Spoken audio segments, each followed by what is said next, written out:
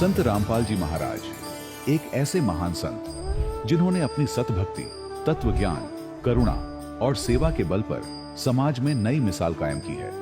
संत रामपाल जी महाराज की अगुवाई में उनके सभी सतलोक आश्रमों से समाज कल्याण के अद्भुत कार्यों ने समाज को सुनहरे भविष्य की एक नई उम्मीद दिखाई है।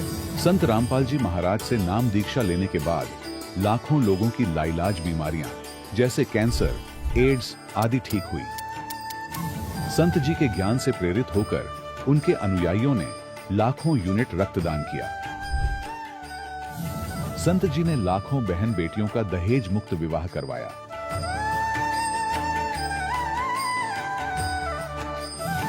संत जी ने लाखों लोगों का नशा छुड़वाया, करोड़ों उजड़े परिवार बसे। संत जी के आश्रमों में समागम के दौरान निःशुल्क नेत्र चिकित्सा, दंत चिकित्सा प्रदान की जाती है। संत रामपाल जी महाराज द्वारा समय समय पर पर्यावरण संरक्षण के उद्देश्य से बड़े स्तर पर वृक्षारोपण किया जाता है। संत जी ने जरूरतमंदों को तत्काल राहत पहुंचाने के लिए एम्बुलेंस सेवा शुरू की। संत जी अपने अनुयायियों को देहदान के लिए प्रेरित करते हैं, जिससे मानवता की सेवा और चिकित्सा क्षेत्र में सुधार हो सके। संत रामपाल जी महाराज के सभी आश्रमों में हर रोज निःशुल्क भंडारा आयोजित किया जाता है, जहां हर वर्ग, हर जाति और हर धर्म के लोग एक साथ बैठकर भोजन करते हैं।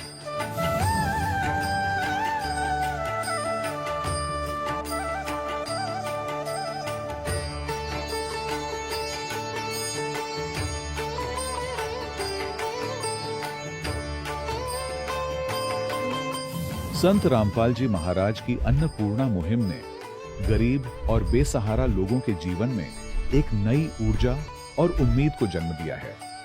घर घर खाद्य सामग्री और जरूरी मदद पहुंचाकर संत रामपाल जी महाराज ने लोगों को दुख और मजबूरी से लड़ने की ताकत प्रदान की है।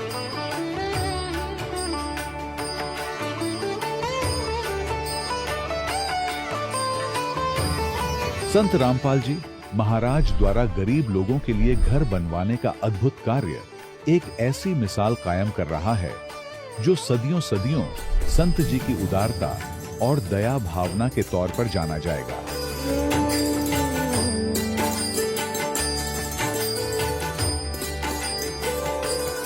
संत रामपाल जी महाराज के आश्रम में हजारों बुजुर्गों को सम्मान और प्यार के साथ जीवन जीने का अवसर मिलता है। उनके खाने, रहने और स्वास्थ्य की पूरी जिम्मेदारी संत रामपाल जी महाराज उठाते हैं। अनाथ बच्चों के लिए संत रामपाल जी महाराज के सभी आश्रम किसी वरदान से कम नहीं। यहाँ उन्हें शिक्षा, संस्कार और भविष्य के लिए बेहतर अवसर प्रदान किए जाते हैं। चाहे बाढ़ हो, भूकंप या महामारी, संत रामपाल जी महाराज और उनके अनुयायी हमेशा ही जरूरतमंदों के लिए सबसे आगे खड़े रहते हैं। कोविड महामारी के दौरान संत रामपाल जी महाराज के आश्रमों से करोड़ों लोगों के लिए भोजन, दवाइयां और जीवन रक्षक सामग्रियां उपलब्ध कराई गई। चाहे गरीब की मदद हो या किसी शोषित और पीड़ित वर्ग के हक और सम्मान की लड़ाई, संत रामपाल जी महाराज ने हमेशा ही उनकी दबी आवाज को सरकारों तक पहुंचाया है और उन्हें उचित न्याय दिलवाने में अहम भूमिका अदा की है। समाज में आध्यात्मिक और सामाजिक मूल्यों के प्रति जागरूकता लाने में संत रामपाल जी महाराज हर कदम पर मानवता के सच्चे सेवक साबित हुए हैं। संत रामपाल जी महाराज का जीवन हमें सिखाता है कि सच्ची सेवा वही है जो निस्वार्थ भाव से की जाए। आइए हम भी इस महान सेवा के कार्य में इस महान संत से जुड़ें और संत रामपाल जी महाराज से नाम दीक्षा लेकर अपने जीवन को धन्य बनाएं।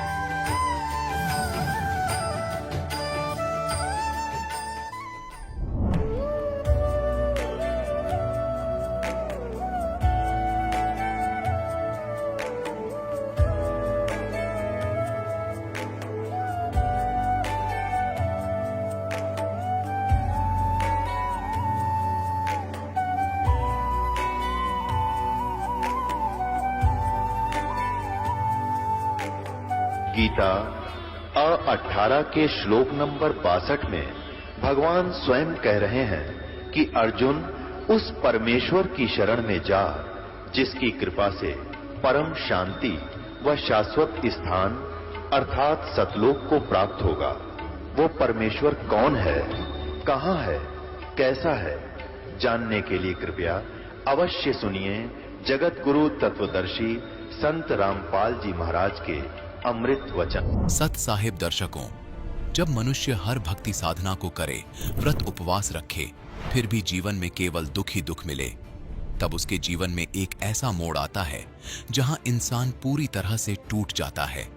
दर्शकों, ऐसी ही कुछ कहानी थी राजस्थान के रहने वाले हुकुम सूर्यवंशी जी की। हुकुम जी ने अपने धर्म में प्रचलित हर पारंपरिक भक्ति साधना को अपनाया, लेकिन अफसोस, ना तो इनकी परेशानियां दूर हुईं और ना ही बीमारियों ने इनका पीछा छोड़ा। लेकिन दर्शकों, आज हुकुम जी का कहना है कि जब से मैंने संत रामपाल जी महाराज से नाम दीक्षा ली है और संत रामपाल जी महाराज से प्राप्त शास्त्रानुकूल भक्ति को अपनाया है, तब से मेरे जीवन की सारी परेशानियां और बीमारियां खत्म हो गई हैं। दर्शकों, अब सवाल यह उठता है कि आखिर संत रामपाल जी महाराज ने हुकुम जी को ऐसी कौन सी जड़ी दे दी जिससे इनकी बीमारियां और परेशानियां छूमंतर हो गईं? आखिर इसके पीछे की सच्चाई क्या है? आइए सुनते हैं हुकुम जी की कहानी उन्हीं की जुबानी। जी नमस्कार। नमस्कार सर जी। क्या नाम है आपका? हुकम सूर्यवंशी। हुकम सिंह जी, कहाँ से आए आप? राजस्थान सवाई माधोपुर से। संत रामपाल जी महाराज से नाम दीक्षा लेने से पहले आप क्या भक्ति साधना करते थे? हम सर जी इससे पहले सभी देवी देवताओं की, हिंदू धर्म में जो प्रचलित होते हैं उन सभी की भक्ति करते थे। सर, आप देव देवताओं की भक्ति करते थे, जो प्रचलित पूजाएं हैं वो भी आप कर रहे थे, तो फिर आपको संत रामपाल जी महाराज जी से नाम दीक्षा लेने की क्या जरूरत आन पड़ी? सर जी, हमारे गांव में रूपनारायण भगत जी है, जो कि संत रामपाल जी महाराज के शिष्य। उनने बताया कि पूर्ण संत सतगुरु रामपाल जी महाराज के रूप में बरवाड़ा में आए हुए हैं, जो सत भक्ति बता रहे हैं, जो शास्त्र के आधार पर भक्ति बताते हैं। जैसे गीता जी में लिखा है कि जो पुरुष शास्त्र विधि को छोड़ के मनमाने ढंग से पूजा करता है, उसको न कोई सुख होता है, न कोई सिद्धि प्राप्त होती है, न उसकी गति होती है। इसलिए कर्तव्य और एक कर्तव्य व्यवस्था अर्जुन तेरे लिए शास्त्र प्रमाण है। वो सारी शास्त्र विधि जो बताइए शास्त्रों में, वो साधना संत रामपाल जी महाराज दे रहे हैं। वहाँ चलो और उनसे नाम लो, तब भक्ति करोगे, तभी आपको आध्यात्मिक लाभ होगे। वैसे भक्ति करने से कोई लाभ नहीं होगा। तो सर, क्या जब आपने संत रामपाल जी महाराज जी से नाम दीक्षा ली तो उस साधना को करने के बाद क्या आपको कोई लाभ मिला? सर जी, हमको भी ऐसे लाभ मिले कि जो आज तक सुना है कि भगवान ये भी कर सकता है, वो हमने आंखों से देखा है। सर जी, मेरे सामने मतलब दास के परिवार वालों ने मतलब ट्रैक्टर लिया, नया ट्रैक्टर लिया। हमारे परिवार में हम नहीं जानते कि भाई ट्रैक्टर कैसे चलाया जाता है। मेरी इच्छा थी ट्रैक्टर चलाने की, तो मैंने ट्रैक्टर पे जैसे ही जाके बैठा तो घरवालों के बच्चे हैं सारे भाइयों के, तो वो भी साथ में बैठने के लिए ना ट्रैक्टर पे बैठ गए। अब जैसे ही मैंने ट्रैक्टर चलाया, क्लीज पे से एकदम से पैर हट गया। पैर हटते ही मतलब ट्रैक्टर को मैं बैग ले रहा था, बैग लेते लेते जैसे ही मतलब वो पैर हटाया तो एकदम झटका सा लग गया। झटका लगते ही मतलब बच्चा आगे गिर गया। मैं पीछे की तरफ देख रहा था, पीछे ट्रैक्टर जा रहा है, बच्चा आगे गिर गया। तो जैसे ही ट्रैक्टर मतलब पीछे दीवार थी, तो मैं तो दीवार को देख रहा हूँ और बच्चे के सिर पे होते हुए टायर निकला। अब जैसे ही बच्चे के सिर पे पैर आया, वो टायर आया आगे बढ़ा, तो बच्चे ने मतलब रोने की आवाज़ करी। जैसे ही आवाज़ आई, मैं आगे की तरफ देखा तो बच्चे के बिल्कुल सिर के ऊपर टायर था। मैंने बच्चे के सिर पे टायर देखते ही मैं घबरा गया, मेरा शरीर में कपकपी से होने लग गई। और जब मैंने ट्रैक्टर से उतर के मतलब ट्रैक्टर का एक्सीलेटर भी खींचा तो ट्रैक्टर भी बंद नहीं हुआ। मैंने तुरंत जाके बच्चे को उठाया तो बच्चा मतलब जैसे दबी हुई आवाज़ में रोने लगा। तो मैं फिर दोबारा बच्चे को छोड़ के मैंने ट्रैक्टर का एक्सीलेटर खींच के ट्रैक्टर को बंद किया। बंद करके मैं जब घर लेकर आया तो बच्चा दबी हुई आवाज़ में रो रहा था। घर वाले मेरे उसको गाड़ी गड़ौच करने लग गए, कहा कि तूने तो बच्चे को ट्रैक्टर लिया है, अभी से कलंक लगा देता, तो नहीं चलाना आता तो नहीं चलाता, फिर तूने ये क्या किया। तो सर जी, मेरे को रात भर नींद नहीं आई। मैंने सारी बात रूपनारायण भगत जी को, रूपनारायण जो कि संत रामपाल जी महाराज के शिष्य हैं, उनको जाके बताई कि भगत जी मेरे साथ तो ये हुआ, पता नहीं क्या होगा अब। तो उन्होंने कहा भाई परमात्मा जो चाहे सो कर सकते हैं। तो मेरे को मतलब उन्होंने जो बातें बताई उस हिसाब से गुरुजियों पे विश्वास बना। मैंने फिर परमात्मा से प्रार्थना करी। सुबह जैसे ही हुआ, सुबह होते ही घर वालों ने मेरे से गाली गलौज करने लग गया, भाई तूने तो बच्चा को पत्नी कितनी कितनी चोट है इसके, ये रात भर का है ना सोने नहीं दिया। वहाँ गाँव वालों ने भी कहा भाई कि इसके चोट ज़्यादा है तो इसको माधोपुर लेके चलो। तो माधोपुर जैसे हम लाने की तैयार कर रहे थे, मेरे शरीर में मतलब कपकपी सी थी कि भाई पता नहीं क्या होगा। तो मैंने परमात्मा को जाके प्रणाम किया, जो परमात्मा सतगुरु रूप में परमात्मा आए हुए हैं संत रामपाल जी महाराज के रूप में, उनका मैंने प्रणाम किया। प्रणाम करके मैंने प्रार्थना की, ए बंदी छोड़, अगर आप ऐसा कर सकते हो तो क्या हमारे लिए ऐसा नहीं करोगे। अब जैसे ही मैं ना दंडवत प्रणाम करके बाहर आया, तभी हमारे परिवार वालों ने चाय बना ली थी। हम सवाई माधोपुर लाने की तैयारी कर रहे थे, चाय बना ली, हम तैयारी कर रहे थे यहाँ आने की। तो भगजी वो चाय पीते ही बच्चा है ना मतलब खड़ा हुआ, अब खड़खड़ा होके मतलब लड़खड़ा के चल रहा था। मेरे दिल में कपकपी सी होने लगी कि ये गिरेगा और दोबारा मतलब कुछ ना कुछ और हो जाएगा। तो भगजी देखते ही देखते मतलब वो है ना थोड़ी देर में मतलब ऐसा हो गया, आज तक हमने किसी डॉक्टर को नहीं दिखाया और वो है ना ऐसा बिल्कुल बढ़िया है, कोई मतलब है ना वो शारीरिक मतलब उसके मतलब दुख दर्द नहीं है। कितने साल का बच्चा था वो? 5 साल का बच्चा था भगजी, जो ट्रैक्टर पे बैठ गया। और क्या लाभ मिले? सर जी, मेरी एक बेटी है 12-13 साल की, वो कुट्टी काटने की मशीन से मतलब खेलने लग गई। खेलते खेलते उसके ऊपर बैठ के वो हिलाने लग गई, हिलाते हिलाते उसका पता नहीं अचानक से कैसे हाथ गया, वो गंडासे के ऊपर वो अंदर चला गया मशीन के अंदर। मशीन के अंदर जाते 2 उंगली, एक उंगली बिल्कुल लटक गई, दूसरी उंगली पे कट आ गया। तो वहाँ तो घर वालों ने मतलब है नहीं लपेट के, शाम के 6 बज गए तो वहाँ से खंडार हॉस्पिटल लेके आए। खंडार हॉस्पिटल जैसे लेके आया, वहाँ गेट पे डॉक्टर मिल गया। डॉक्टर ने वहीं बुला लिया कि भाई तू बाद में मेरे पास आएगा, तू चल अभी आ जा। तो वहाँ डॉक्टर ने पट्टी खुलवा के और देखी तो उंगली लटकी हुई है। तो डॉक्टर साहब वहीं बोल गए गेट पे ही कि भाई इसको तो माधोपुर ले जा, इसके अंदर रोड डलेगी, अगर रोड डलते ही उंगली अगर बचती है तो ठीक है, नहीं तो मतलब उंगली काटनी पड़ेगी। हम शाम को वहाँ से करीब 7 बजे के हेरफेर में हमको खंडार में बच गए। 8 बजे के लगभग हम सवाई माधोपुर आए। सवाई माधोपुर जब 8 बजे के हेरफेर में आए तो उस समय मतलब डॉक्टरों की शिफ्ट चेंज होनी थी। तो डॉक्टरों ने मतलब ये कहा भाई कि अगर ऑक्सीजन सप्लाई इसकी चालू रही तो उंगली नहीं कटेगी, अगर ऑक्सीजन सप्लाई अगर बंद होगी तो उंगली सुबह काटनी पड़ेगी, काली पड़ जाएगी उंगली।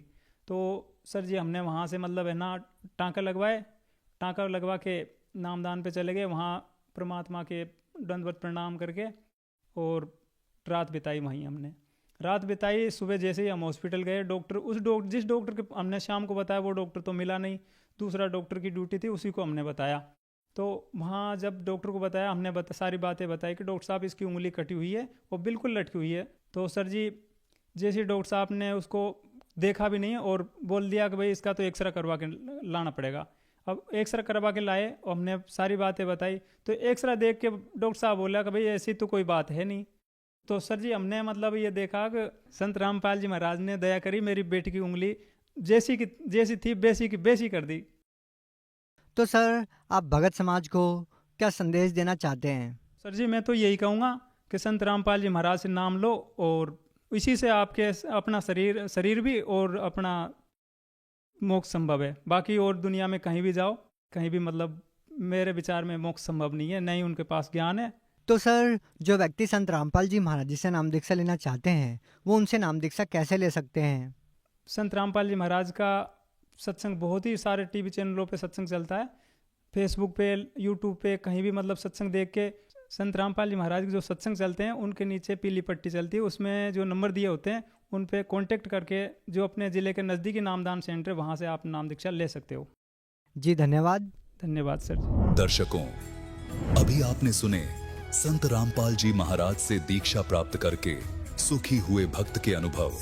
अब देखिए जगत गुरु तत्वदर्शी संत रामपाल जी महाराज के मंगल प्रवचन।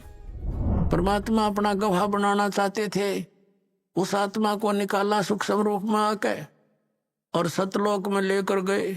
पीछे से धर्मदास जी बेहोश हो गए, 3 दिन और 3 रात तक अचेत पड़े रहे, मरे नहीं। दिल धड़कता रहा, श्वास चलती रही, लेकिन अचेत थे। रिश्तेदार इकट्ठे हो गए, आसपास का गांव जितने भी थे सब, बहुत घने लोग, क्योंकि सेठ था। जंतर मंत्र झाड़े, सब दवाई जड़ी बूटी कर ली, कोई आराम नहीं हुआ। और परमात्मा निकाल कर ले गए सतलोक में। सारी सती थी दिखाई, जैसे नन्हे मात परमात्मा ने अन्य आत्माओं को दिखाया था। आदरणीय अमलकदास साहिब जी को, आदरणीय नानक साहिब जी को, आदरणीय दादू साहिब जी को, आदरणीय गरीबदास साहिब गांव छुड़ानी जिला जज्जर वाले को, आदरणीय घीसा दास साहिब जी गांव खेखड़ा जिला मेरठ उत्तर प्रदेश वाले को। ये तो दास के नोटिस में है, बाकी और तो बहुत कड़े पुण्यात्माओं को साथ लेके होंगे। तो ऐसे धर्मदास जी को भी सब दिखा दुखू कर वापस छोड़ा तीसरे दिन। और धर्मदास जी जब उठे सचेत हुए, महाराज जी कहाँ हैं, महाराज जी कहाँ गए, कहाँ गए, अरे कहाँ गए। अब घर वाले ने सोचे चलो ये भगवान जीत गया, यू जीवित तो हो गया। और परमात्मा ने कहा था मैं काशी के अंदर भाई जुलाहे का काम करूं और सतनाम दूंगा, वहां आ जाइए। अब फिर वो कहाँ रुका था, सीधा पहुंचा वहां पर काशी में। वहां देखा भगवान के चरणों में गिर गए और फिर सारी वार्ता हुई। अब पुण्यात्माओं,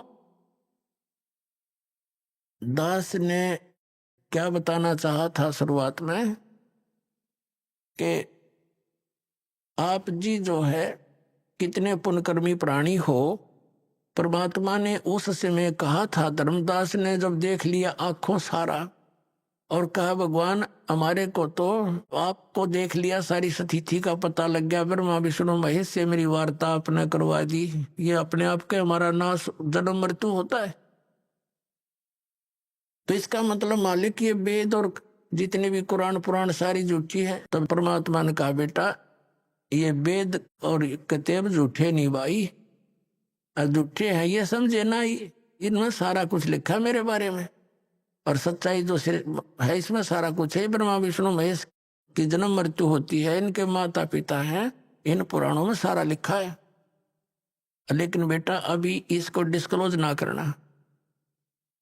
और जब कलयुग 5500 वर्ष बीत जाएगा तब मैं इस अपने बच्चों को अपनी महिमा से परिचित कराऊं। तो धर्मदास ने कहा है भगवान अभी तो कलयुग का अच्छा सा समय है और बिचली पीढ़ी आवेगी, उस समय तो कलयुग में और घने लोग बिगड़ जाएंगे। परमात्मा आज आपकी बात को कोई मानने को तैयार नहीं, उस समय कौन स्वीकार करेगा। तो परमात्मा ने कहा उस समय मैं सबको शिक्षित करूंगा और बेटा उस समय मैं स्वयं आऊंगा और इन सब को यथार्थ ज्ञान से परिचित कराऊंगा। तो पुण्यात्माओं धर्मदास जी को समझाया कि धर्मदास मेरी लाख दुआई, ये सार नाम की दबार ना जाई। और सार नाम बार जो पढ़ी बिचली पीढ़ी हंस नीतर ही। फिर दोबारा कहा कि धर्मदास मेरी लाख दुआई, ये मूल ज्ञान की दबार ना जाई। ये जो ज्ञान मैंने तुझे बताई अभी ये डिस्क्लोज ना करना, यो नहीं तो ये बिचली पीढ़ी हंस नीतर ही। मूल ज्ञान तो तब तक छुपाई जब तक ये 12 पंथ मिट जाए। ये 12 काल के जो पंथ चले हैं इन ये अपना कह सुन देंगे सारी कुछ, ये सारे चल लेंगे जब तक इनका एंड हो लेगा जो कुछ ये कहना चाहते हैं उसका। और फिर मैं अपना स्वयं जाऊंगा या अपना अंश भेजूंगा। मालिक ने कहा है कि जो गरीबदास जी का 12वां पंथ होगा, ये 12 पंथों में से अंतिम पंथ, तो उसी में आगे चलकर मैं आऊंगा। तो परमात्मा नहीं आए तो दास भेज दिया।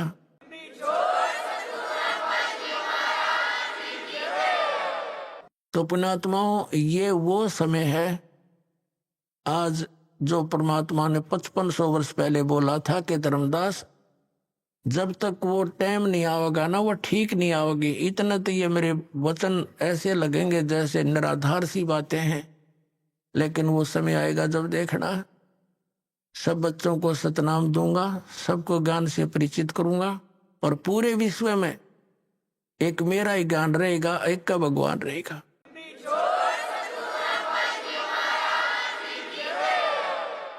और सबको सतनाम दे करके पार करूंगा, मेरा वायदा है। तो पुण्यात्माओं आज आपका जन्म इस समय में है।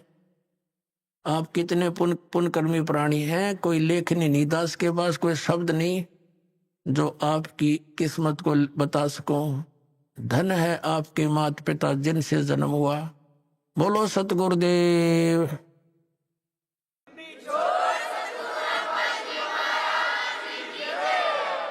परम पिता परमात्मा पूर्ण ब्रह्म सर्व सृष्टि रचनहार सर्व उत्पादक यानी सबको उत्पन्न करने वाले परमेश्वर कबीर देव जी, कबीर साहब जी की असीम कृपा से आप पुण्यात्मा ये सत्संग सुनने के लिए उपस्थित हुए। श्री मद् भगवत गीता अध्याय नंबर 7 के श्लोक नंबर 19 में कहा है, बहुनाम जन्मानाम अन्ते ज्ञानवान माम परपदते वासुदेव सर्वम इति स महात्मा सुदुर्लभ है।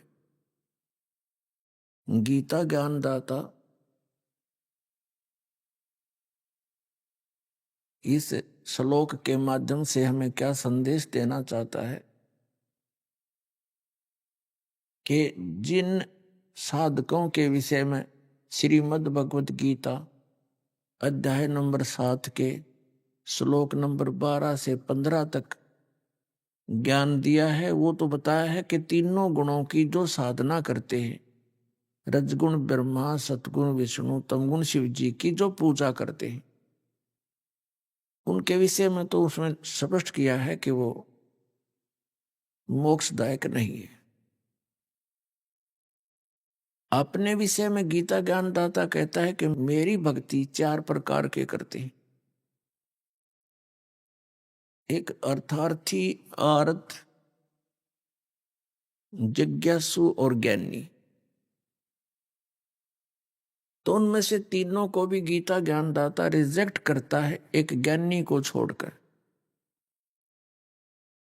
उसका कारण क्या है कि अर्थार्थी का अर्थ होता है वो व्यक्ति परमात्मा की भक्ति केवल धन उपार्जन के लिए, धन लाभ के लिए ही कर रहा है, उसको मोक्ष की आवश्यकता नहीं।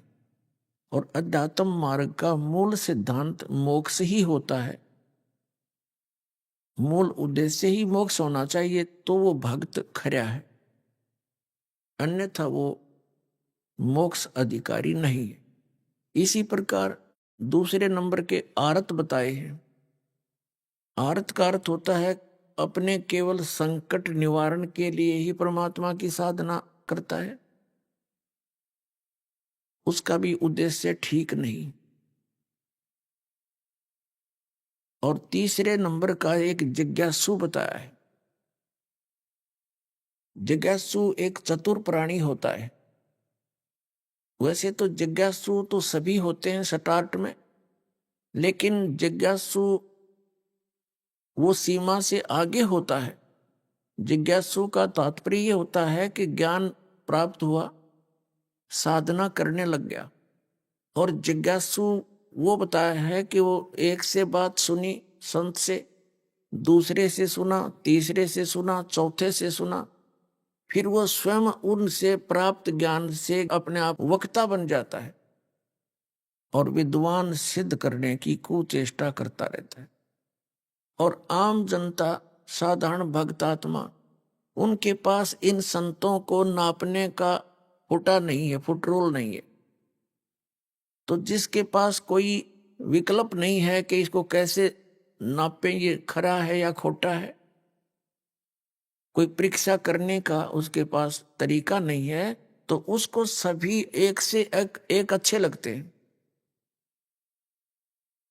जिस कारण से वो जिज्ञासु अधिक ज्ञान अट बट का इकट्ठा करके और भोले श्रद्धालुओं में प्रशंसा का पात्र बन जाता है, उसकी वाह वाह होने लग जाती, जिस कारण से वो भक्ति से दूर चला जाता है। उसको केवल महिमा की ही भूख बनी रहती। वो महात्मा और महाराज कहलाने का इच्छुक बन जाता है। हमने बनना है दास, हम बनते हैं महाराज। तो ये फाउल पॉइंट है भक्ति मार्ग का, फाउल पॉइंट। अब ये तीसरे नंबर का जिज्ञासु है, ये भी रिजेक्ट कर दिया गीता ज्ञानदाता। फिर कहा कि चौथे नंबर के ज्ञानी हैं। ज्ञानी वो प्राणी होता है जिसको ये आभास हो गया, दृढ़ निश्चय हो गया कि मनुष्य जीवन केवल मोक्ष प्राप्ति के लिए ही होता है। फिर उसको ज्ञान से ये भी जानकारी हो गई कि मोक्ष केवल एक पूर्ण परमात्मा की साधना इष्ट रूप में करने से ही हो सकता है, व्यभिचारिणी भक्ति करने से नहीं हो सकता। एक कै साध्य सब सदै और सब साध्य सब जावे, माली सींचे मूल को तो फले फूले अगाए। तो ज्ञानी को यह पता लग जाता है कि केवल एक परमात्मा की भक्ति से मोक्ष होगा। अव्यभिचारिणी भक्ति करनी पड़ेगी। अव्यभिचारिणी का अर्थ होता है केवल इष्ट एक ही हो, आदर सत्कार सभी का हो। और हम क्या करते थे, हम ढेर सारे देवताओं की पूजा करते थे। इस दास का जन्म भी पवित्र हिंदू धर्म में हुआ। परंपरागत जो साधनाएं थी वो ढेर सारे देवताओं की पूजा करते थे। तो उसको गीता जी के अध्याय नंबर 13 में उसको व्यभिचारिणी भक्ति कहा है। और अव्यभिचारिणी वो केवल एक इष्ट तक सीमित रहे। जैसे कोई बहन अपने पति पर ही आसक्त रहती है, अपने पति के अतिरिक्त अन्य किसी पुरुष में उसकी सोच नहीं है, गलत सोच नहीं है, तो वो पति भरता है, वो अव्यभिचारिणी है। और एक पति ने के साथ साथ अन्य से भी संपर्क जो रखती है वो व्यभिचारिणी कहलाती। तो इसी प्रकार अध्यात्म मार्ग के अंदर है। तो ज्ञानी को यह पता लगा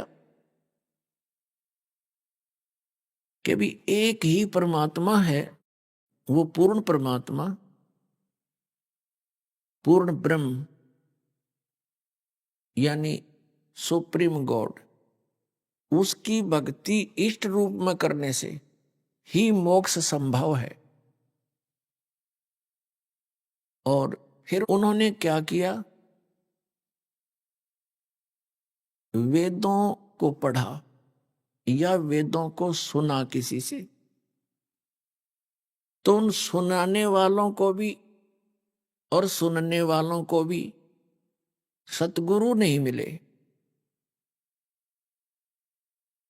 गुरु यानी गुरु नहीं मिले। गुरु और सदगुरु में वैसे तो कोई भेद नहीं होता, लेकिन ये नकली गुरु गणे हो गए, वो झूठा ज्ञान बताने वाले। इसलिए सदगुरु शब्द प्रयोग करना पड़ा उस महापुरुष के लिए जो शास्त्र अनुकूल ज्ञान देता है, सत्य साधना बताता है, उसको सदगुरु कहते हैं। परमेश्वर पूर्ण ब्रह्म सतपुरुष ये स्वयं सदगुरु का भी रोल करने आते हैं और ये स्वयं परमात्मा होते हैं। अनंत कोट ब्रह्मांड के रचयिता, सभी जीव आत्माओं के जनक, सभी ब्रह्मांडों की उत्पत्ति करता, ये वो परमात्मा है। वो कबीर देव हैं, कबीर साहब हैं। तो वो स्वयं ही यहां आकर के यथार्थ ज्ञान देते हैं और विश्व में केवल वही सदगुरु हैं और कोई सदगुरु नहीं है। या फिर उसका कृपा पात्र जिस पे वो रजा बख्शते हैं और वही ज्ञान देते हैं, और वो व्यक्ति जो केवल उस परमात्मा के यथार्थ ज्ञान का ही प्रचार करता, वो सतगुरु है। तो इन ऋषियों को वो सतगुरु संत नहीं मिला। कौन? जो श्रीमद् भगवत गीता अध्याय नंबर 4 के श्लोक नंबर 34 में जिसके विषय में कहा कि अर्जुन उस तत्व ज्ञान को, कौन से तत्व ज्ञान को? इब गीता जी से अन्य कौन सा ज्ञान है जो तत्व ज्ञान है? श्रीमद् भगवत गीता चारों वेदों का एक सारांश है। ये जब चार वेदों के तो लगभग 18,000 के आसपास मंत्र हैं और ये 700 श्लोकों में मंत्रों में रिड्यूस करके लिखा गया है, तो इसमें कोड वर्ड ज्यादा है, सांकेतिक शब्द है, और उनको सदगुरु यानी टीचर ही समझ सकता है। अब वो कौन सा तत्व ज्ञान है? जिस ज्ञान के विषय में गीता अध्याय नंबर 4 के श्लोक नंबर 34 में कहा है कि उस तत्व ज्ञान को तू तत्वदर्शी संतों के पास जाकर समझ। और उनसे दंडवत प्रणाम करने से, कपट छोड़कर उनकी से प्रसन्न करने से वो तत्वदर्शी संत उस तत्व ज्ञान का उपदेश करें। तो वो तत्व ज्ञान कौन सा है? अब चारों वेदों का निष्कर्ष श्रीमद् भगवत गीता जो 700 मंत्रों में समावेश किया गया, तो इसके विषय में सतगुरु ही यानी संत जो परमात्मा से परिचित है। एक अन्य विशेषण है सतगुरु का कि सतपुरुष जिन जानिया सतगुरु तिसका नाम। जिसने सतपुरुष माने अविनाशी परमात्मा को जान लिया उसको सतगुरु कहा जाता है। तो यहां जो गीता और वेदों वाला ज्ञान तो गीता में है ही, और गीता ज्ञान दाता स्वयं बोल रहा है कि उस ज्ञान से, जो तत्व ज्ञान है, उससे मैं परिचित नहीं।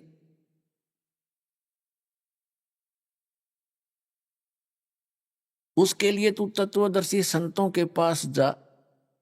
फिर संकेत दिया है गीता ज्ञानदाता ने चौथे अध्याय के 32वें श्लोक में। उसमें कहा है कि सच्चिदानंद घन ब्रह्म ने, यानी उस सतपुरुष ने, अविनाशी परमेश्वर ने, उस अविनाशी परमात्मा ने अपने मुख कमल से यहां पृथ्वी लोक पर आके अपने मुख कमल से जो वाणी बोली है, उस सच्चिदानंद घन ब्रह्म की वाणी में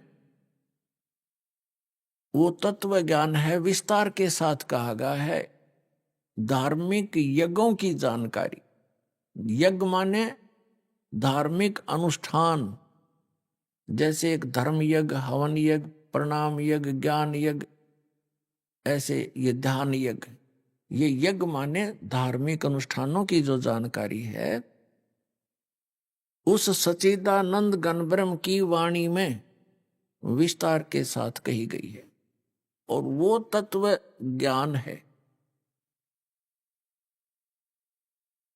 अपने आत्माओं, अब यहां गीता अनुवादकर्ताओं ने बहुत से अनुवादों में गड़बड़ी कर गई है, जहां इनकी बुद्धि काम करना बंद करेगी। यहां एक ब्रह्मणे मुखे शब्द है श्रीमद् भगवत गीता अध्याय नंबर 4 के श्लोक नंबर 32 में। तो यहां इन्होंने इसका अर्थ का अनर्थ कर दिया, ब्रह्मणे का अर्थ कर दिया वेद, और मुखे का अर्थ कर दिया वाणी में। चलो, मुखे का अर्थ तो हम मान ले वाणी में, लेकिन ब्रह्मणे का अर्थ इन्होंने 17वें अध्याय के 23वें श्लोक में सही कर दिया। ओम तत् सत इति निर्देश है, ब्रह्मण है, त्रिविध है, समर्थ है। इसमें इन्होंने क्या अर्थ किया है? ब्रह्मणे का अर्थ किया सच्चिदानंद घन ब्रह्म। तो यहां ठीक कर दिया, सच्चिदानंद घन ब्रह्म यानी गीता ज्ञान दाता से अन्य और सुप्रीम गॉड, वो सुप्रीम गॉड, पूर्ण परमात्मा, कंप्लीट गॉड। और यहां इन्होंने इनकी बुद्धि काम करना बंद करके वेद की वाणी लिख दिया। ये गलत लिख दिया, यह अनुवाद गलत कर दिया। अब जो प्रसंग है उसका कंसेप्ट क्लियर करते हैं।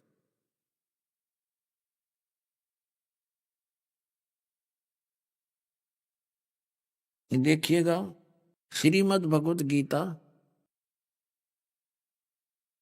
ये जयदयाल गोविंद का इसके अनुवादक हैं, गीता प्रेस गोरखपुर से प्रकाशित है।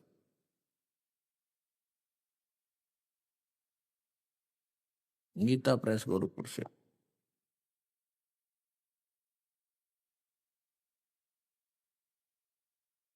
श्रीमद् भगवत गीता अध्याय नंबर 4 का और श्लोक नंबर 32 है। इसमें ये लिखा है, ब्रह्मणे मुखे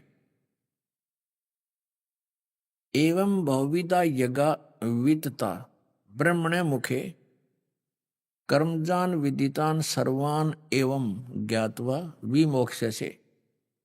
अब यह इन्होंने इसका अर्थ कर दिया कि इस प्रकार बहुत प्रकार के यज्ञ धार्मिक अनुष्ठानों की धार्मिक अनुष्ठान यहां लिख दिया ना, वेद की वाणी में विस्तार के साथ कहे गए। यहां लिखना था सच्चिदानंद घन ब्रह्म की वाणी में। अब हम आते हैं अध्याय नंबर 17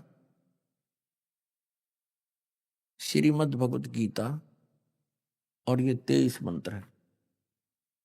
इसमें क्या लिखा? इसमें ब्रह्मणे शब्द है, ओम तत्सत, ओम तत्सत इति निर्देश है। ब्रह्मण त्रिवेद है समर्थ, ब्राह्मणा तेन वेदा च यगा च विहिता पुरा। अब यहां इसका अनुवाद इन्होंने सही कर दिया, ओम का अर्थ ओम, तत् का तत्, सत का सत, क्योंकि ये सांकेतिक है दोनों शब्द। ऊपर वाला तो सार्वजनिक है ओम। तो ऐसे यह 3 प्रकार का सच्चिदानंद घन ब्रह्म का नाम कहा है। ब्रह्मण माने सच्चिदानंद घन ब्रह्म। अपने आत्माओं, अब हम चौथे अध्याय के 32वें श्लोक में पुनः आते हैं।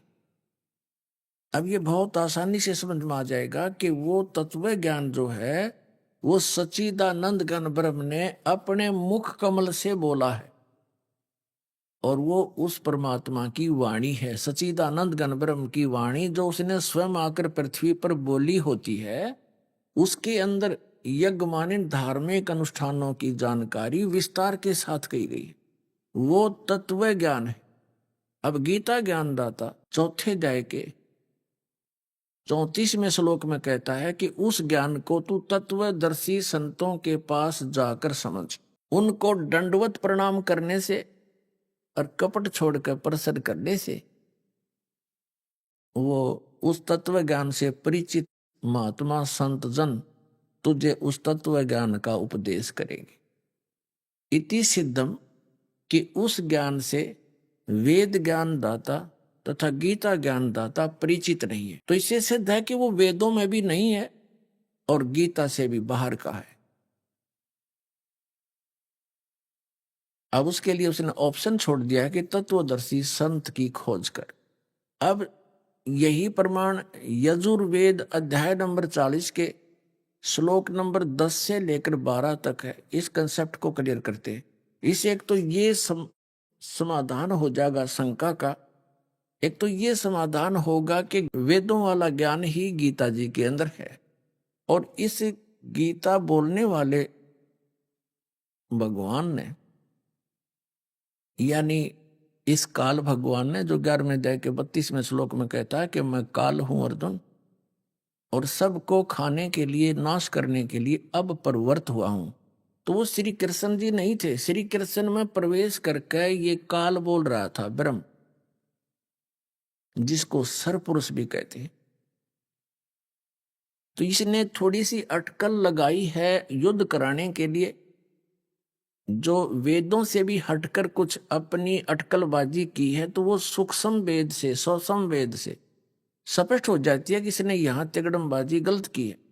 तो वेदों वाला जो ज्ञान है वो गॉड गिवन है।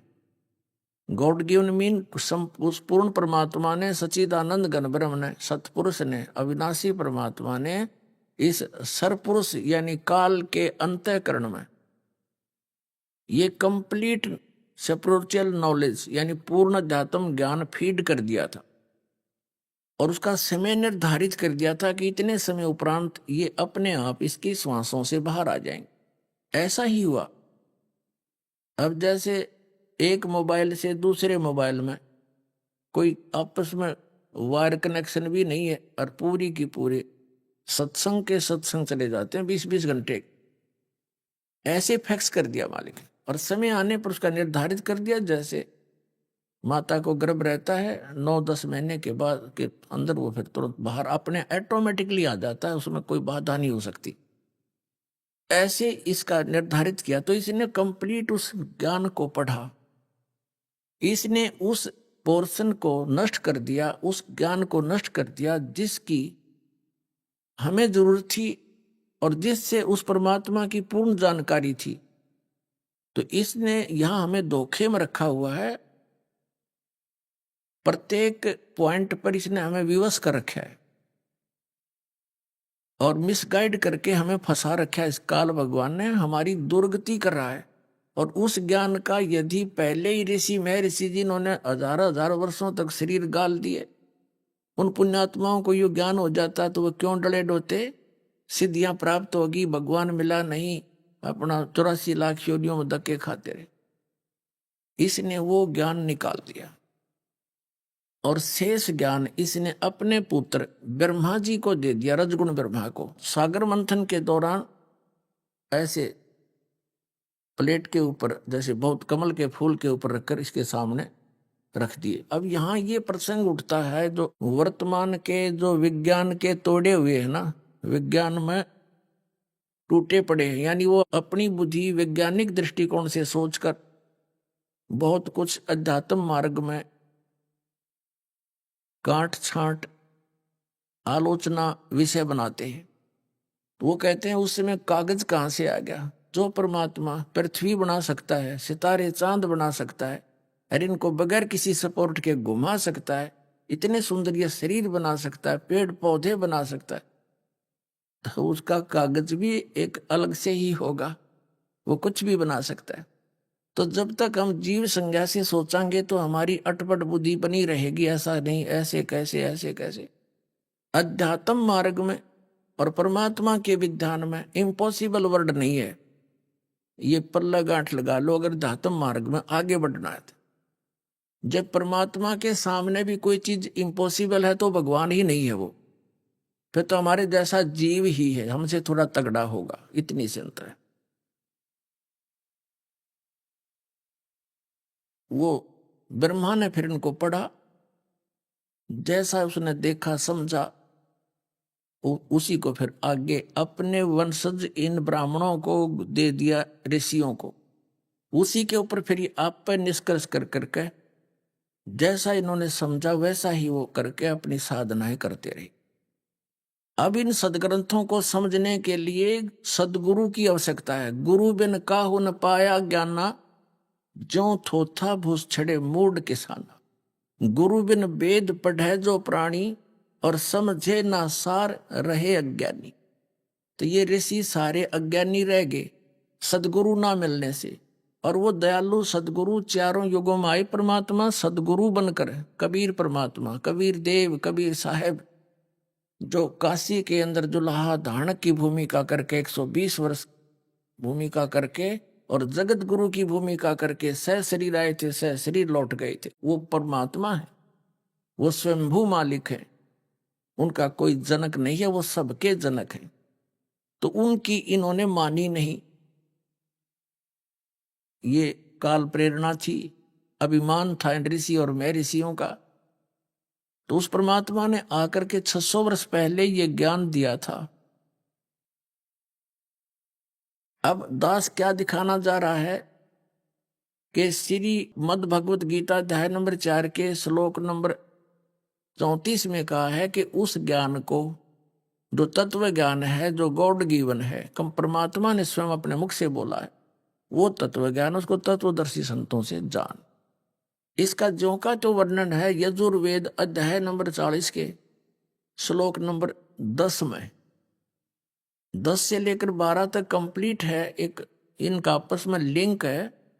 जैसे कबीर परमेश्वर जी 600 वर्ष पहले आए थे, सन 1398 में सतलोक से चलकर आए थे, शिशु रूप धारण किया था कमल के फूल पर, बनारस भारतवर्ष के काशी शहर में एक लहर तारा तालाब में कमल के फूल के ऊपर। वहां से नीरू नीमा नाम के एक जुलाहा ले गए थे, पति पत्नी थे। जुलाहे के उस ग्रुप में, समुदाय में बड़ा होने के कारण जुलाहे का कार्य करते थे, तो जिस कारण से वो धानक कहलाए, धानक यानी जुलाहा। लेकिन वो परमात्मा थे और वो जगत गुरु थे, सदगुरु थे। तो उन्होंने वो ज्ञान दिया। अभी आपने सुने संत रामपाल जी महाराज के मंगल प्रवचन। आइए अब सुनते हैं संत रामपाल जी महाराज से नाम दीक्षा लेकर सतभक्ति करके अद्भुत लाभ प्राप्त करने वाले अनुयायी के विचार। दर्शकों, जब कोई व्यक्ति अपने जीवन में सभी देवी देवताओं की भक्ति कर ले, लेकिन फिर भी उसे जीवन में सुख शांति ना मिले, तो ऐसे में उसके मन में एक सवाल बार बार उठता रहता है कि क्या मैं जो भक्ति कर रहा हूं वह सही है भी या नहीं। दर्शकों, ऐसी ही कहानी थी मध्य प्रदेश के रहने वाले देवीलाल जी की। देवीलाल जी ने अपने जीवन में सभी प्रकार की भक्ति साधनाएं की, लेकिन इन्हें कहीं से भी सुख शांति का एहसास नहीं हुआ और इसी शांति की चाह में इन्होंने अनेकों संतों के दरवाजे भी खटखटाए, लेकिन अफसोस इन्हें सभी जगहों से निराशा ही मिली। लेकिन दर्शकों, आज देवीलाल जी का कहना है कि जब से मुझे संत रामपाल जी महाराज की शरण मिली है, तब से मुझे अपने जीवन में आत्मिक शांति की अनुभूति हुई है। तो दर्शकों, आखिर संत रामपाल जी महाराज की भक्ति में ऐसा क्या है जो देवीलाल जी को अनेकों देवी देवताओं की भक्ति करने से नहीं मिला? आखिर इसके पीछे की सच्चाई क्या है? आइए सुनते हैं देवीलाल जी की कहानी, उन्हीं की जुबानी। नमस्कार सर। नमस्कार सर। सर क्या नाम है आपका? देवीलाल दास है जी। सर कहाँ से आए हैं आप? सर जिला मंदसौर गोपालपुरा गांव से भगत जी। सर संत रामपाल जी महाराज से नाम दीक्षा आपने कब ली? सर सदगुरु रामपाल जी महाराज जी से दीक्षा 30 मार्च सन 2013 को ली। सर संत रामपाल जी महाराज से नाम दीक्षा लेने से पहले आप क्या भक्ति साधनाएं करते थे? सर संत रामपाल जी महाराज जी की शरण में आने से पहले हम जोधपुर में रामदास जी महाराज जी हैं, उनसे बचपन में हमने नाम लिया था। उसमें हमारे कान में फूंक दे करके उन्होंने हमारे को, जैसा कि वो बताते हैं, नाम दिया था हमारे को। और उसके बाद में भगत जी हम ब्रह्म कुमारी में भी गए, वहाँ पर भी हमने क्लासें अटेंड करी, मुरलियाँ वगैरह होती थी, वो सुनी भगत जी। लेकिन वहाँ पर भी दास को कोई, मेरा जो आध्यात्मिक एक खोज थी परमात्मा के लिए, वो मेरी पूरी नहीं हुई भगत जी। वहाँ पर भी मेरे को मतलब कि असंतुष्टि मिली भगत जी। इसके बाद सर जी हम जो है जो घर की जो देवी देवताओं की भक्ति करते हैं वो करते थे, और घर के भैरू जी वगैरह और माता जी वगैरह की भी हम भक्ति करते थे, पर उससे भी भगत जी हमारे को कोई लाभ नहीं हुआ सर। सर फिर आप संत रामपाल जी महाराज की शरण में कैसे आए? जी, संत रामपाल जी महाराज जी की शरण में दास ऐसे आया कि हमारे जो रिश्तेदार थे, मेरी बहन के ससुर जी, वो एक बार पुस्तक लेके आए मेरे पास जिसका नाम था भक्ति सौदागर का संदेश। उन्होंने उस पुस्तक के बारे में बताया था कि मुझे पुस्तक जो है कि जोधपुर में निःशुल्क मिली है उधर से, और इसमें देवी देवताओं की जानकारी दी गई है। तो मैं बहुत ही इंटरेस्टेड था पहले, जैसा कि मेरे को परमात्मा की खोज थी, सभी जैसे लगे हुए रहते हैं, तो मैं भी परमात्मा के बारे में जानना चाहता था, परमात्मा का ज्ञान मैं देखना चाहता था, परमात्मा कैसा होता है। तो मैंने भगत जी वो पुस्तक पढ़ना चालू करी। तो जैसे ही मैंने उस पुस्तक को पढ़ा भगत जी, तो उसमें मैं पढ़ के बिल्कुल दंग रह गया कि परमात्मा कौन है। संत रामपाल जी महाराज जी कि वो परमात्मा कबीर साहब है, और जब उन्होंने वेदों से और सारे शास्त्रों से प्रमाण दिया, फिर सारे प्रमाण देखने के बाद दास सतलोक आश्रम गया, और सतलोक आश्रम में जाकर के संत रामपाल जी महाराज जी से नामदान लिया। सर संत रामपाल जी महाराज से नाम दीक्षा लेने के बाद श्रद्धालुओं को बहुत सारे लाभ प्राप्त होते हैं, तो क्या संत रामपाल जी महाराज से नाम दीक्षा लेने के बाद आपको भी कुछ लाभ प्राप्त हुए? जी हाँ सर जी, मुझे संत रामपाल जी महाराज जी से नाम दीक्षा लेने के बाद बहुत लाभ हुए। एक बार जब मेरे को बुखार आ गया था और डॉक्टरों के पास ले गए थे, तो डॉक्टरों ने मेरा इलाज करके मुझे घर पे छोड़ दिया था रेस्ट के लिए। तो जब मैं अगले दिन सुबह उठा तो मेरे दोनों पैर सर जी ये लकवे में आ गए थे और मैं उठ नहीं पा रहा था। तो मेरे घर के लोगों ने ऐसा बोले कि आपको चलो भादवा माता जी का जल पिला देते हैं, जिससे आपका मतलब कि ठीक हो जाएंगे। तो मैंने उनसे बोला कि नहीं, मुझे मेरे संत रामपाल जी महाराज जी ने जो अमृत जल दिया है वो मुझे लाके दे दीजिए। भगत जी जैसे ही मैंने वो जल और मंत्र जाप किया और दास उसी टाइम खड़ा हो गया भगत जी अपने पैरों पे। एक लाभ तो ये हुआ, और दूसरा लाभ भगत जी, जैसे हमारी बहन है, तो हमारी बहन ने जब हमारे साथ ये चमत्कार देखा तो हमारी बहन ने ये बोला कि मैं भी इतनी दुखी रहती हूँ, हम दोनों पति पत्नी इतने लड़ते हैं, तो क्या आपके गुरुजी संत रामपाल जी मेरे पति की शराब छुड़वा सकते हैं? तो मैंने क्या कि अगर हमारे गुरुजी आपके पति की शराब छुड़वा दे तो आप क्या करोगे? तो उन्होंने बोला कि मैं भी नाम ले लूँगी। तो मैंने बोला ठीक है। संत रामपाल जी महाराज जी ने 17वें दिन ही उनके पति की शराब छुड़वा दी। उसके बाद मेरी बहन ने और उनके पति ने दोनों ने नाम दीक्षा ले ली, और उसके बाद मेरी बहन के जो सास और ससुर जी थे उन्होंने भी परमात्मा से संत रामपाल जी महाराज जी से नाम दीक्षा ले ली।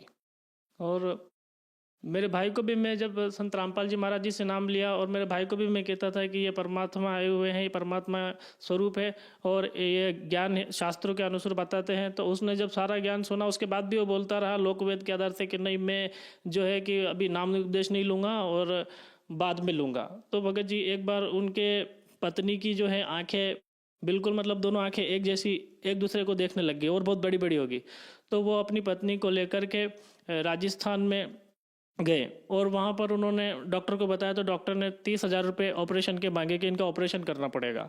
उसके बाद में भगत जी उसने मेरे पे फ़ोन करा कि भैया यहाँ पर ऐसा है, 30,000 रुपये मांग रहे हैं, क्या करूँ? तो मैंने कहा तू घर पे आ जा और फिर बात करेंगे। फिर वो भगत जी घर पे आया और उसने मेरे से बोला कि क्या करें? मैंने कहा तू संत रामपाल जी महाराज जी से अगर नाम लेता है तो परमात्मा कुछ भी कर सकते हैं। जब मेरे पैर ठीक कर सकते हैं, मेरा लकमा ठीक कर सकते हैं, बहन का घर बना सकते हैं संत रामपाल जी महाराज जी, तो क्या तेरा ये पत्नी की आंखें ठीक नहीं कर सकते हैं? क्या ये भी कर सकते हैं?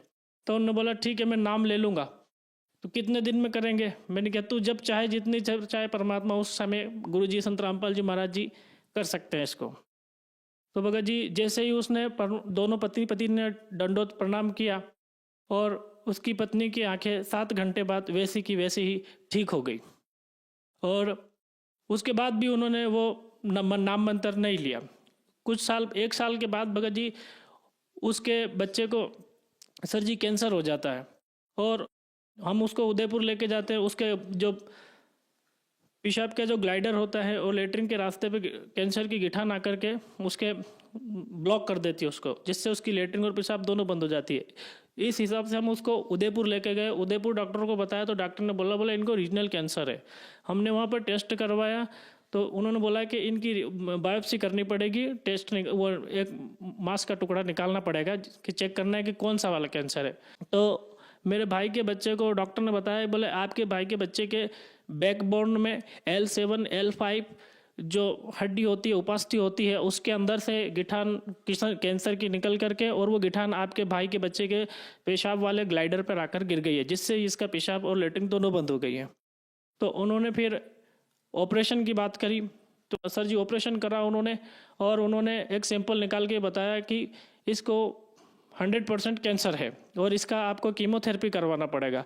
तो उन्होंने हमारे को सर जी 48 हफ्ते कीमोथेरेपी की ट्रीटमेंट लिख के दिया। वहाँ पर 2-3 हफ्ता तो हम गए, लेकिन हर हफ्ते हमारा 4,000 रुपये वहाँ जाने में खर्च होते थे।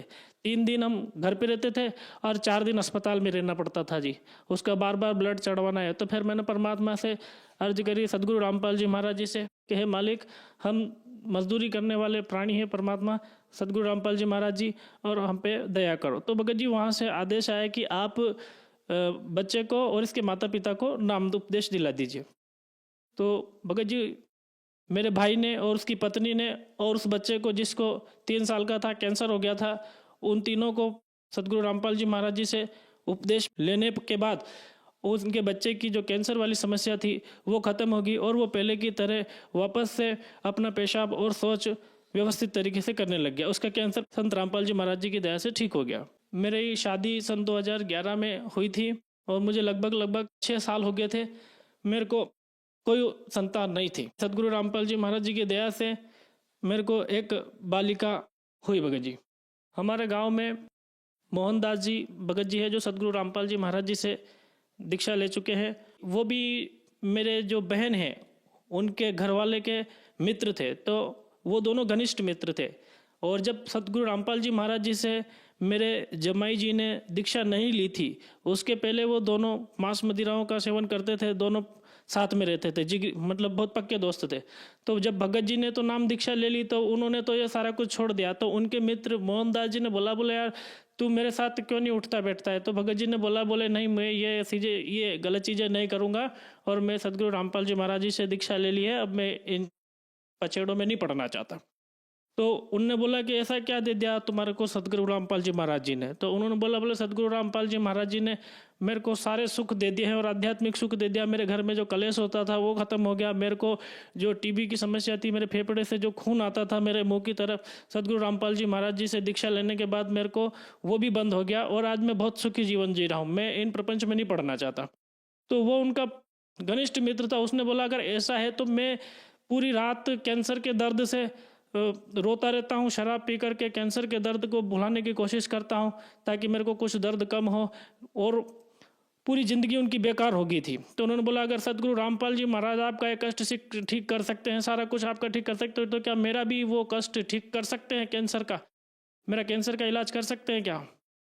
तो भगत जी जो मेरी बहन के घर वाले थे, मेरे जमाई जी थे, उन्होंने बोले आप अगर नियम में रह के सदगुरु रामपाल जी महाराज जी से दीक्षा लेकर के और पूरे नियम में भक्ति करोगे तो परमात्मा सब कुछ कर सकता है।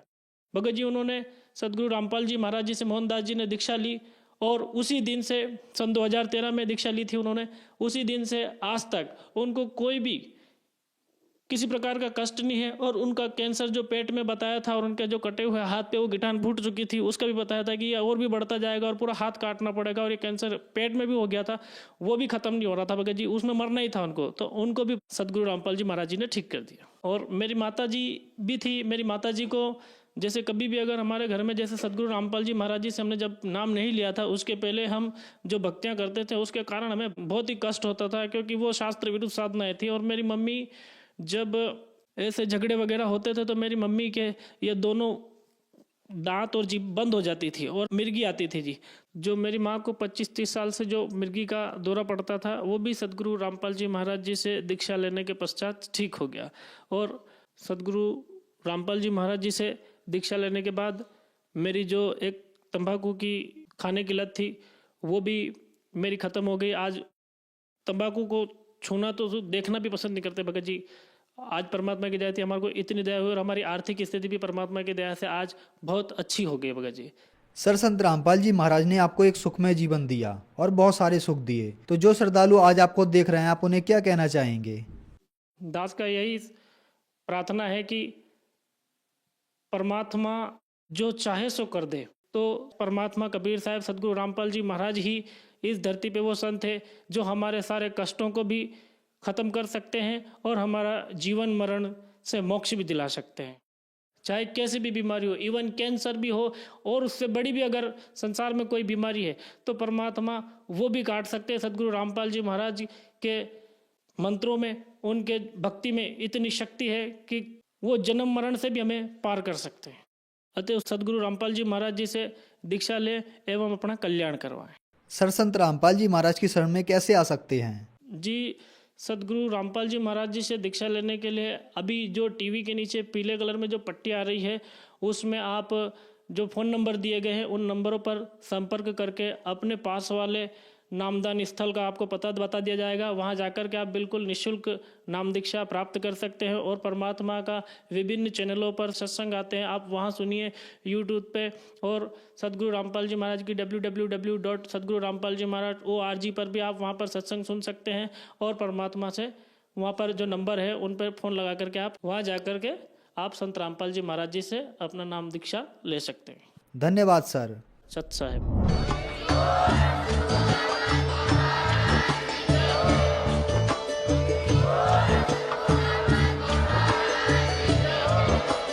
आप सुन रहे थे जगत गुरु तत्वदर्शी संत रामपाल जी महाराज जी के मंगल प्रवचन। अधिक जानकारी के लिए विजिट कीजिए हमारी वेबसाइट www.jagatgururampalji.org। संत रामपाल जी महाराज जी के शुभ आशीर्वाद से पूरे विश्व भर में 500 से भी ज्यादा नाम दीक्षा केंद्र हैं, जिन पर संत रामपाल जी महाराज जी द्वारा ऑनलाइन निःशुल्क नाम दीक्षा दी जा रही है। अपने नजदीकी नाम दीक्षा केंद्र का पता करने के लिए संपर्क करें 8222880541।